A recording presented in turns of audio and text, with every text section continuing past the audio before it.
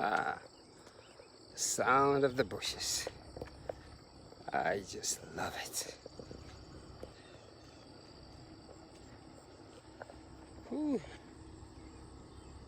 Friday. Yes, it is Friday.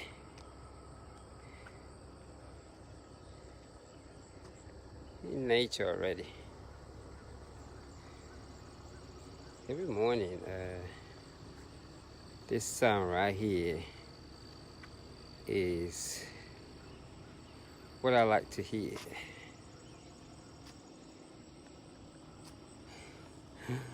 Is the quietness of nature early in the morning.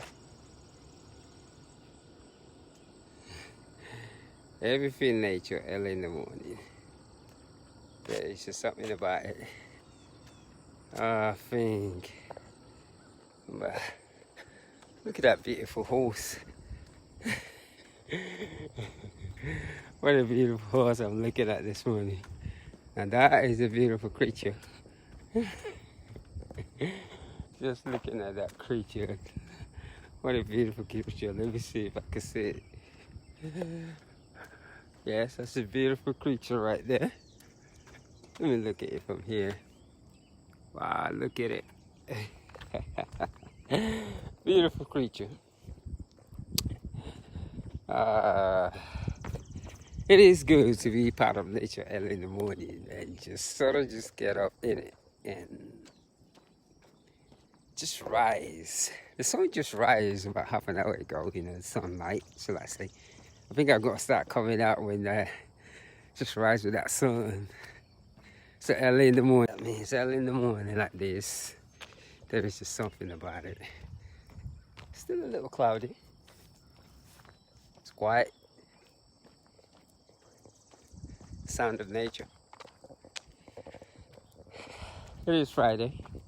Happy Friday. Happy Friday. It's the weekend finally.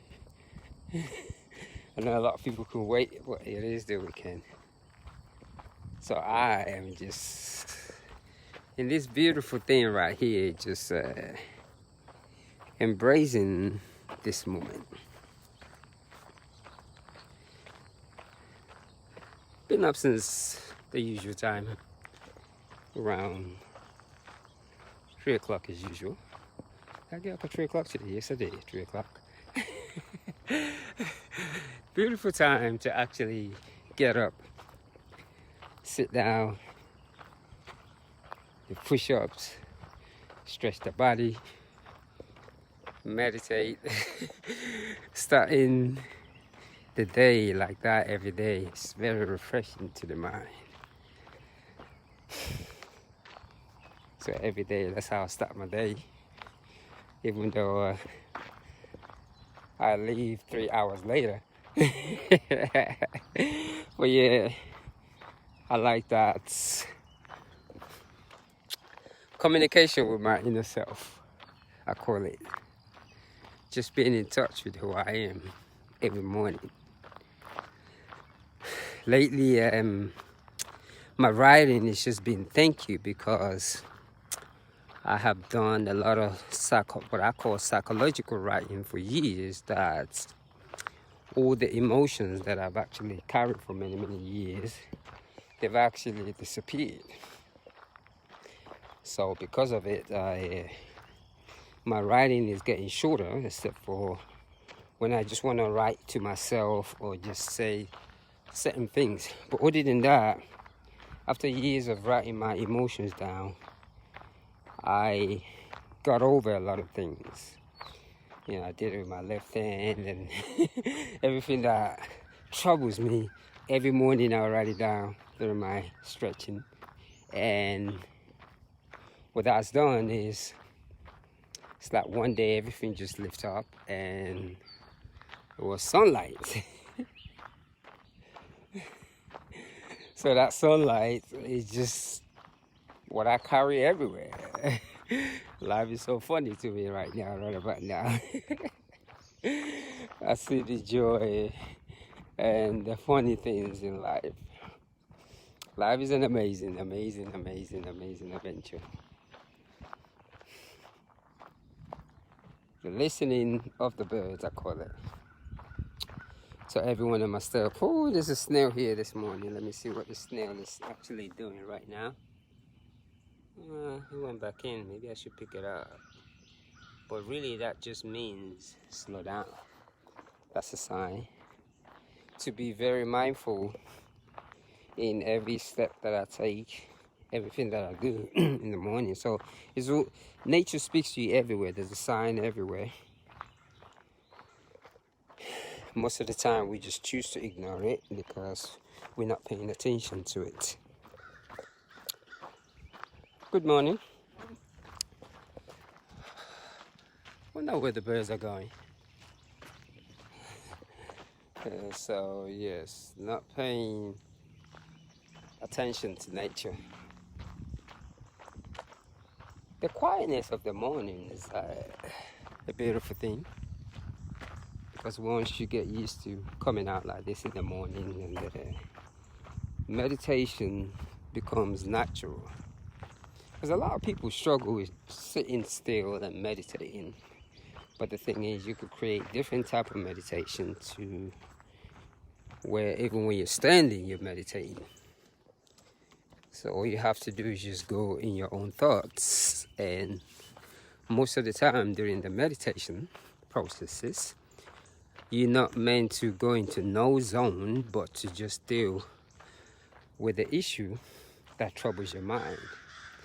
And a lot of time when we learn how to sit with that issue that troubles our mind, we get over it very quickly.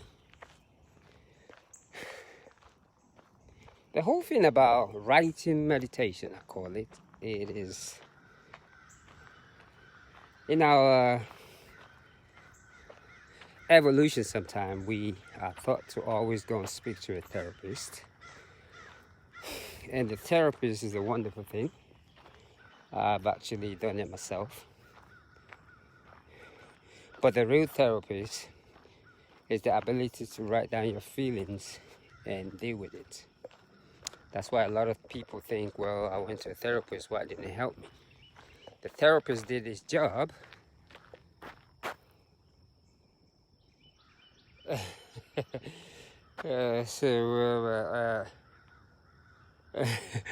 I'm in Georgia. The therapist did his job. It's just the real therapist is the one that you write to inside of your head. When we begin to learn to sit with our feelings and not be afraid of it, there's nothing wrong with sharing your thoughts, but you have to learn how to share your thought with your own brain. If you cannot share your own thought with your own brain, you could talk to people, it's really good, but you have to be able to sit down with those thoughts and write it out. Because those thoughts, they are that powerful emotion that just lays inside of you.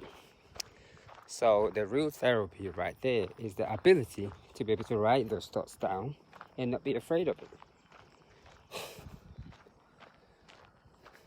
I think sometimes with our thoughts, because we're always thinking, you gotta be positive, you gotta be this. I don't know about anyone else, but I think thoughts are just energy, and sometimes you have these weird thoughts in your head, and you just have to deal with it. They're like clouds.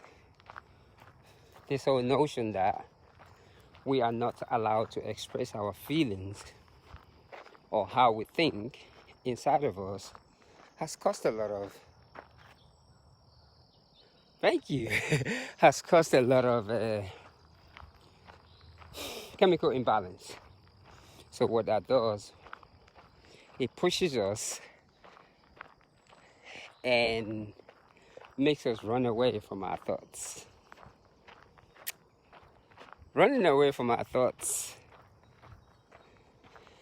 is the fear of the God within you. Because those thoughts, why they come into your head sometimes, We don't know it, but it is there, and a lot of time it could be triggered by different entities of action.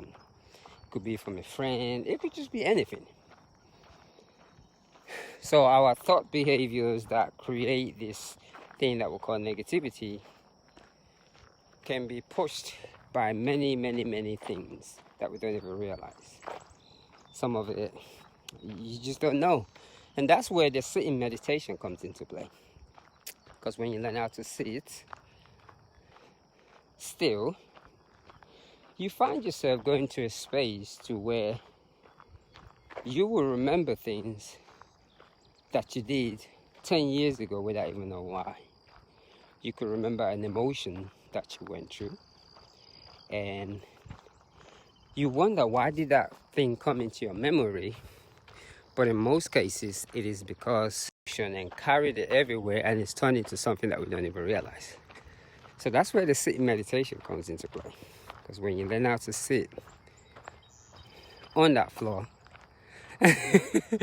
you bring out a lot of things. People always ask me how you meditate, and the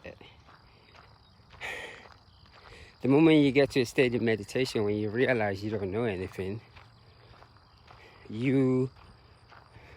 meditation becomes an effort. Just make an effort. Don't worry about the thought that comes into your mind. All this, going to the zone, it's just not going to happen for everybody. Making an effort is what meditation is. Whatever comes to your mind, don't even worry about it. Deal with it. But making an effort. And it is a big industry because people want to make money, but majority of the time, honesty is not being propelled in those kind of talks. Because a lot of times, your mind is so unique that meditation is making an effort. Do not worry about sitting still or trying to make your mind still. No. And I think that's why a lot of people get frustrated and don't meditate and don't sit for themselves. Because when you begin to look at it as making an effort, you will realize how many things that you accomplish. But because we've been taught, you got to be in this zone, you got to be this, no. It is just, most of the time, when people talk like that, they have yet to reach the enlightenment that they claim to have reached.